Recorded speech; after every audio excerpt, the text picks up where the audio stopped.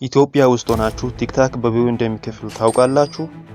አታውቁም? በዛሬው ቪዲዮ የማሳያችሁ በኢትዮጵያ ውስጥ ሆናችሁ ሎኬሽን ወደ ዩናይትድ ኪንግደም ቀየራችሁ ኢንተርናሽናል አካውንት እንዴት መክፈት እንደሚችሉ አሳያችኋለሁ። አንዳንድ ሰዎች ይህን መረጃ እስከ 10,000 ብር ተቀብሎ ያሳያሉ። ነገር ግን እኔ ሁሉንም ዛሬ በነፃ ለእናንተ አሳያችኋለሁ። ቲክታክ ላይ ገንዘብ መስራት የሚቻለው ወይም ሞኔታይዝ ማድረግ የሚቻለው ከነዚህ ሀገራት ብቻ ነው። የእነዚህን ሀገራት ሎኬሽን ተጠቅመን አሁን በኢትዮጵያ ውስጥ ሆነን ኢንተርናሽናል አካውንት በቪው የሚከፍል አካውንት አብረን እንከፍታለን። ቪዲዮውን በስነ ስርዓት ተከታተሉት። መቻችሁ። ከታች የፍላስ ምልክቷን ተጭን አድ አካውንት ብሎን አንድ ጊዜ እናካለን። ከዚህ በመቀጠል እዚህ ጋር ኢትዮጵያ የምትል ጽሁፍ አለች። እሷን ነክተን እዚህ ሰርች ባሩ ላይ መተን ዩናይትድ ኪንግደም ብለን ሰርች እናደርጋለን። እንደዚህ ከመጣላችሁ በኋላ ዩናይትድ ኪንግደምን ትመርጣላችሁ። አንድ ጊዜ ሰሌክት አደርጋላችሁ። እዚህ ጋር ኮኔክት ዊዝ ጉግል የሚለውን መርጥና አዲስ ሌላ ያልተጠቀምነውን ኢሜል እናስገባለን። በፍጹም ሌላ የተጠቀማችሁት ኢሜል መሆን የለበትም። አዲስ ኢሜል እዚህ ጋር ተጠቀሙ።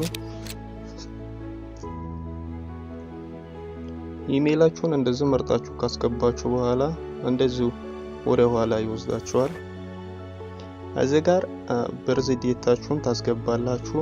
እድሜያችሁን ሚኒመም ያው ከ18 ዓመት በላይ ማድረግ አለባችሁ ግዴታ። በርዝ ዴት ታስገብተን ከጨረስን በኋላ ኮንቲኒው የምትለዋን አንድ ጊዜ እንጭናለን።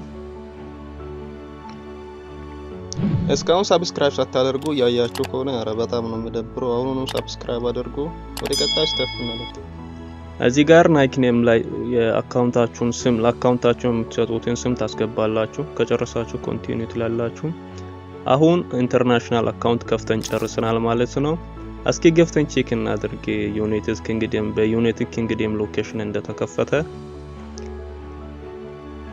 ይሄው እንደሚታዩት ተከፍቷል።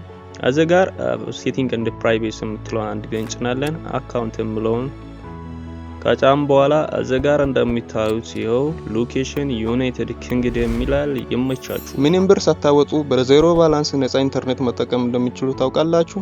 እስኪ ይህን ቪዲዮ ተመልከቱ።